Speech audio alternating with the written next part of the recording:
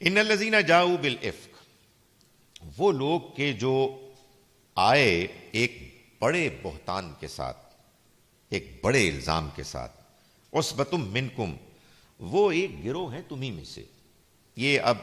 بیان شروع ہو رہا ہے اس واقعے کے بارے میں کہ جس کو عام طور پہ واقعہ افک کہا جاتا ہے۔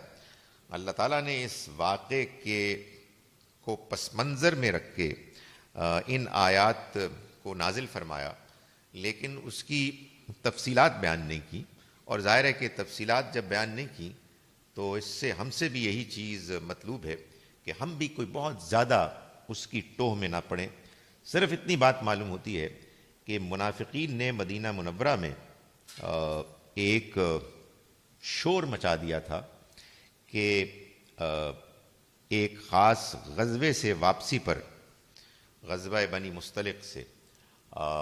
جب مسلمان آ رہے تھے تو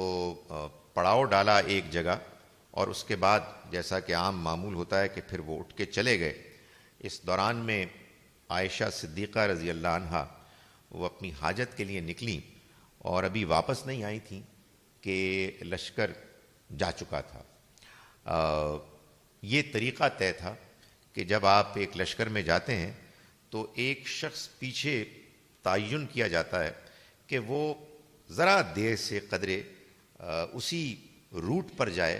تاکہ وہ دیکھے کہ اگر کوئی امپورٹنٹ چیز پیچھے رہ گئی ہے تو وہ اس کو ساتھ لے جائے۔ تو جب یہ صحابی گزرے وہاں سے اور انہوں نے عائشہ رضی اللہ عنہا کو دیکھا تو انہوں نے پھر ان کے اونٹ کو آگے سے پکڑا اور وہ مدینہ منورہ ان کو لے گئے۔ ظاہر ہے کہ یہ ایک بڑی سادہ سی بات تھی، اس میں یہ بڑی نیچرل بات ہے کہ اس طرح کا واقعہ ہو سکتا ہے، لیکن اس زمانے میں جو لوگ منافق تھے اور جن کے دل میں پہلے ہی سے یہ بیماری تھی کہ وہ مسلمانوں کے اندر سکینڈلز پیدا کرنا چاہتے تھے اور مسلمانوں کے معاشرے کو خراب کرنا چاہتے تھے، انہوں نے اس موقع کو غنیمت سمجھا اور اس خبر کو، جھوٹی خبر کو پھیلا دیا کہ جس نے معاشرے میں بعض اچھے لوگوں کو بھی متاثر کیا، ان کی زبانوں سے بھی ایک الزام کی نوعیت کی چیز پھیلنے لگی۔ تو اللہ تعالیٰ کا ارشاد ہے کہ ان الذین جاؤ بالافک، وہ لوگ کہ جو آئے اس بڑے بہتان کے ساتھ، عصبۃ منکم، وہ تم میں کا ایک گروہ ہے، لا تحسبوہ شرا لکم، تم اس کو اپنے لیے کوئی برا نہ سمجھو، اس کو اپنے حق میں ایسی چیز نہ سمجھو کہ جو بری ہے، جو پرابلمیٹک ہے، بل ہوا خیر لکم، نہیں بلکہ یہ تمہارے لیے بہتر ہے۔ ایک عمومی بھی یہ اس میں ہمارے لیے اللہ کی طرف سے نصیحت ہے کہ بعض اوقات بعض واقعات ہوتے ہیں کہ جو آپ کو اپیرنٹلی لگتے ہیں کہ یہ ایسا کیوں ہوا ہے، یہ نہیں ہونا چاہیے تھا، لیکن اگر انسان صبر کرے، اللہ کی حکمت مہربانی پر بھروسہ کرے، تو عام طور پر وہ محسوس کرے گا کہ ایک بظاہر برے معاملے میں، واقع میں بہت کچھ خیر بھی ہے کہ جو پوشیدہ ہوتا ہے۔ اور یہاں بھی معلوم ہوتا ہے کہ اس واقعے کے نتیجے میں ایک تو مسلمانوں کو یہ معلوم ہو گیا کہ ان کے ہاں منافق کون ہیں کہ جو اس قسم کی الزام تراشی کر رہے ہیں، یہ بھی معلوم ہو گیا اچھے مسلمانوں کو کہ جو اپنی نادانی میں، کمزوری میں اس میں ملوث ہو گئے کہ ان سے یہ کمزوری کیوں ہوئی، اور انہیں معلوم ہو گیا کہ یہ وہ چیز ہے کہ جو اللہ کے نزدیک بہت بہت سخت ہے اور اس کو اوائڈ کرنا چاہیے۔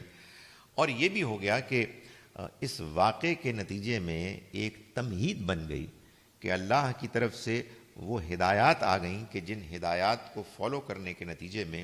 یہ ممکن ہو سکے کہ مسلمان اپنے معاشرے میں پاکیزگی کو ملحوظ رکھیں اور ایک دوسرے کے اوپر غلیظ گندے الزامات نہ لگائیں۔ انسان کی، مسلمان کی عزت ہی تو اصل چیز ہوتی ہے۔ اگر کوئی شخص، کوئی مسلمان دوسرے مسلمان کے اوپر کیچڑ اچھالے اور دوسرے لوگ اس کو انجوائے کریں اور اس کو عام کریں تو اس سے زیادہ بد نصیبی کسی معاشرے میں نہیں ہو سکتی۔ سو اللہ تعالیٰ نے اس واقعے کے بارے میں کہا کہ اس کو یہ نہ سمجھو کہ ایسا کیوں ہو گیا، یہ تمہارے لیے برا ہے. نہیں، برا نہیں ہے، بلکہ یہ تمہارے لیے خیر ہے. لِكُلِّ امْرِئٍ مِّنْهُم مَّا اكْتَسَبَ مِنَ الْإِثْمِ، ہر شخص ان میں سے کہ جس نے اس میں کچھ کمایا گناہ میں سے، یہ اسی کے ذمے ہوگا. وَالَّذِي تَوَلَّىٰ كِبْرَهُ، اور وہ شخص کہ جس نے اس کے بڑے حصے کی ذمہ داری اٹھائی، بڑے حصے کا وہ ذریعہ بنا، منہم ان میں سے، لہو عذاب عظیم، اور اس کے لیے تو ایک بڑا عذاب ہے. یہ ظاہر اشارہ ہے منافقین کے سردار عبداللہ ابن ابی کی جانب کہ جس کی پلاننگ سے یہ سب کچھ ہوا. یہ بڑی عجیب بات ہوتی ہے کہ معاشرے میں کوئی ایک چھوٹا سا گروہ ہوتا ہے، بلکہ شاید ایک شخص ہوتا ہے جو ماسٹر مائنڈ ہوتا ہے، کہ وہ ایک شوشہ چھوڑے کسی فرد کے خلاف، اور اس کے بعد کمزور لوگ کہ شاید جن کی زندگی میں کوئی مقصد نہیں ہے، جن کو کہ انسانوں کی عزت احترام کا کوئی خیال نہیں ہے، وہ پھر اس کے ٹولز بن جاتے ہیں کہ اس گندگی کو پھیلائیں. تو فرمایا کہ جو جو اس میں انوالو ہوا، یعنی اس کو پھیلانے میں، وہ سب اپنے اپنے گناہ کا حصہ کما چکے، اور وہ کہ جس نے اس کو ماسٹر مائنڈ کیا، جو مالک بنا اس کے سب سے بڑے حصے کا، اس کے لیے تو بڑا عذاب ہے. لولا اذ سمعتموہ، کیوں نہ ہوا ایسا کہ جب تم نے اس کو سنا، کیوں نہ ہوا ایسا کہ جب تم نے اس کو سنا. ظن المومنون والمومنات، تو گمان کرتے مومن مرد اور مومن عورتیں، بانفسہم، اپنوں کے بارے میں، خیرن، اچھا. یعنی یہ کیسے ہو گیا کہ تمہارے سامنے خبر آئی کہ جس میں ایک مومنہ کے بارے میں، ایک مومن کے بارے میں الزام تھا، تو تم اس کے بارے میں اچھا گمان کرتے. اور یہ کیوں نہ ہوا وقالوا ھذا افک مبین، کہ وہ کہتے کہ یہ تو واضح بہتان ہے، اٹس ناٹ پاسبل. یعنی یہ کیسے ہو سکتا ہے کہ بندہ مومن کے پاس کسی دوسرے مسلمان بہن بھائی کے بارے میں ایک خبر آئے کہ وہ یہ کر رہا ہے، اور اگر اٹس ناٹ پاسبل، سوری، میں نہیں اس کو قبول کرتا، بس چھڑا، میں اس طرح کی بات کو سننے کے لیے تیار نہیں. یہ کیوں نہیں ہوا؟ لولا جاؤ علیہ باربعۃ شہداء، کیوں نہیں لائے وہ اس پر 4 گواہ. یعنی یہ سورہ مبارکہ تو ظاہر ہے کہ ابھی نازل ہوئی، لیکن پیچھے سورہ نساء میں بھی یہ بات بیان کر دی گئی تھی کہ اگر اس طرح کا کبھی کوئی الزام لگے گا تو 4 گواہوں کو پروڈیوس کیا جائے گا، اس کے بغیر اس طرح کا کوئی مقدمہ انٹرٹین نہیں کیا جائے گا. فَإِذْ لَمْ يَأْتُوا بِالشُّهَدَاءِ، پھر اگر وہ نہیں لائے گواہ، فَأُولَٰئِکَ عِندَ اللَّهِ، تو یہ لوگ اللہ کے نزدیک ہم الکاذبون، یہی جھوٹے. یعنی واقعہ کچھ بھی ہو، آپ اس کے عینی شاہد ہوں، لیکن آپ تنہا ہیں، تو خدا کے نزدیک آپ جھوٹے ہیں، آپ الزام نہیں لگا سکتے. اس لیے کہ یہ خبر نہیں پھیلنی چاہیے. یہ وہ چیز ہے کہ جو اگر پھیلنا شروع ہو گئی تو پھر آپ کا سارا معاشرہ ڈوب جائے گا، پھر کوئی بھی نہیں بچے گا. اس لیے کہ جب اس طرح کی باتیں کھلے عام ہونے لگیں اور لائٹلی لوگ لینے لگیں، تو اس سے اصل میں انسان کے اندر اللہ نے ایک شرم، حیا، جھجک، رکاوٹ رکھی ہے، وہ آہستہ آہستہ ختم ہونے لگتی ہے، آپ کی باتوں سے ختم ہونے لگتی ہے. لوگ کہتے ہیں یہ بڑی معمولی چیز ہے. تو اللہ تعالیٰ نے فرمایا کہ جو گواہ نہیں لائے گا اور بات کرے گا تو وہی لوگ اللہ کے نزدیک جھوٹے ہیں. وَلَوْلَا فَضْلُ اللَّهِ عَلَيْكُمْ وَرَحْمَتُهُ، اور اگر اللہ کا فضل نہ ہوتا اور اس کی رحمت نہ ہوتی، فی الدنیا والآخرہ، دنیا میں بھی اور آخرت میں بھی، لمسکم فیما افضتم، تو جو کچھ تم کر چکے، جس چیز میں تم ملوث ہو چکے، اس کے نتیجے میں تم کو پکڑتا عذاب عظیم، ایک بڑا عذاب. یعنی یہ اللہ کا تم پر فضل اور اس کی رحمت ہوئی کہ اس نے تمہیں عین موقع پر سنبھال لیا اور تمہیں وہ ہدایات دیں کہ جن کے نتیجے میں تم اب اس برائی سے اپنے آپ کو بچا سکتے ہو. اس تلقونہ، یہ تب ہوا، یعنی یہ جو الزام تراشی کا معاملہ ہوا جس کے نتیجے میں لوگ اس میں ملوث ہوئے، یہ تب ہوا کہ جب تلقونہ، تم بڑی آسانی سے لے رہے تھے بِأَلْسِنَتِكُمْ اپنی زبانوں پر، یعنی جو بات تمہیں ملی، وَتَقُولُونَ بِأَفْوَاهِكُمْ اور تم کہہ رہے تھے اپنی زبانوں سے، مَا لَيْسَ لَكُمْ بِهِ علم جس کا تمہیں علم ہی نہیں تھا، جس کے بارے میں تمہارے پاس کوئی کنفرمیشن نہیں تھی، وَتَحْسَبُونَهُ حَيِّنًا اور تم اس کو معمولی بات سمجھ رہے تھے، وَهُوَ عِندَ اللَّهِ عظیم اور یہ اللہ کے نزدیک بہت بڑی بات ہے۔ یعنی کسی دوسرے کے اوپر الزام لگانا لوگ اس کو معمولی سمجھتے ہیں، مذاق اڑانا الزام لگا کر، کردار پر حملے کرنا، اس کو عام کرنا، اس کو پھیلانا، تم سمجھتے ہو کوئی لائٹ بات ہے، اللہ کے نزدیک یہ بہت بڑی بات ہے۔ وَلَوْلَا إِذْ سَمِعْتُمُوهُ اور یہ کیوں نہیں ہوا کہ جب تم نے اس کو سنا، قُلْتُمْ تو تم نے کہا، مَا يَكُونُ لَنَا یہ ہمارے لیے ممکن نہیں، یہ ہماری مجال نہیں، ان نتکلم بہذا کہ ہم اس کے بارے میں کلام کریں، سبحانک ھذا بہتان عظیم پاک ہے اللہ کی ذات، یہ تو ایک بہت بڑا بہتان ہے، یہ تو الزام ہے، ہم نہیں اس کو مانتے۔ یعظکم اللہ اللہ تم کو نصیحت کرتا ہے، ان تعودوا لمثلہ ابدا کہ تم مبادہ کبھی بھی نہ کرو اس طرح کی کوئی چیز، ابدا کبھی بھی، ان کنتم مومنین اگر تم واقعی مومن ہو۔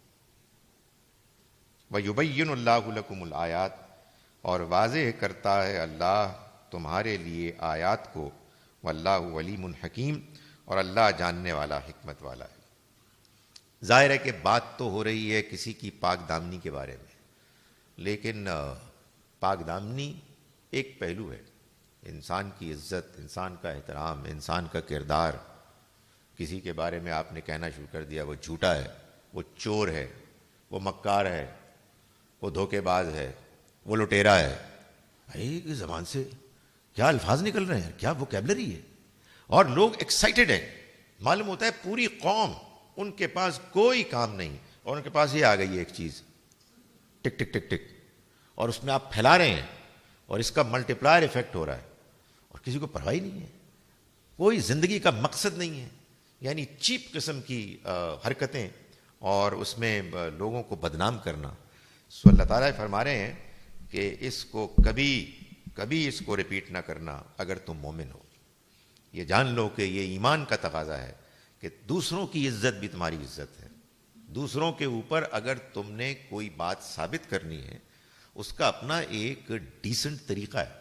اس کے لیے اپنے اصول طے ہیں، ضابطے طے ہیں، لیکن یہ بات کہ آپ الزام تراشی کو اپنا طریقہ بنا لیں اور جو بہت زیادہ الزام لگائے وہ بہت پاپولر ہو جائے، اس کا مطلب معاشرہ بالکل کرپٹ ہو گیا، اس کے اندر کوئی جان ہی نہیں رہی ہے۔ یعنی یہ بات مجھے آپ کے لیے اور آپ کو میرے لیے سینسٹیو ہونا چاہیے، کچھ بھی ہو میں آپ کے خیالات سے مختلف خیالات رکھتا ہوں، لیکن آپ کو میری عزت اور مجھے آپ کی عزت پیاری ہونی چاہیے، ورنہ یہ معاشرہ ڈوب جائے گا۔ اللہ تعالیٰ واضح کرتا ہے تمہارے لیے آیات کو اور اللہ جاننے والا حکمت والا ہے۔ ان الذین یحبون ان تشیع الفاحشہ یقیناً وہ لوگ کہ جو پسند کرتے ہیں اس بات کو کہ بے حیائی پھیلے،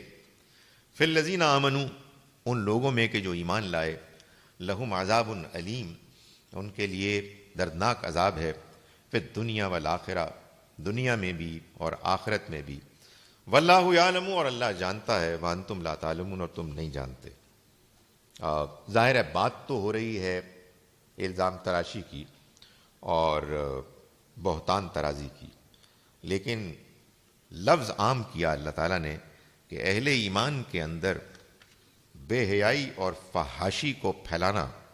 یہ ایک بہت بڑا جرم ہے۔ یعنی اچھا بھلا انسان بیٹھا ہوتا ہے بیچارہ، اس کو اس کا اندازہ بھی نہیں ہوتا کہ برائی کے کیا کیا امکانات ہیں، اور ایک آدمی اپنے طور پر ایک کریشن لے کے آتا ہے اور اس کے بعد اس کو پھیلا دیتا ہے، اور عام بیچارہ آدمی اس میں ملوث ہو جاتا ہے اور پھر یہ وبا پھیلتی ہے۔ تو جو لوگ اس کو پھیلاتے ہیں اہل ایمان میں، ان کے لیے دردناک عذاب ہے دنیا میں بھی اور آخرت میں بھی، اور اللہ جانتا ہے اور تم نہیں جانتے کہ یہ کام کتنا برا ہے۔ اس کے نتیجے میں کس قدر برائی پھیلتی ہے، ایمان کمزور پڑتے ہیں، دنیا برباد ہوتی ہے، آخرت برباد ہوتی ہے، انسان کا ذہن مثبت کاموں کی طرف بڑھنے کی بجائے منفی رخ اختیار کر لیتا ہے۔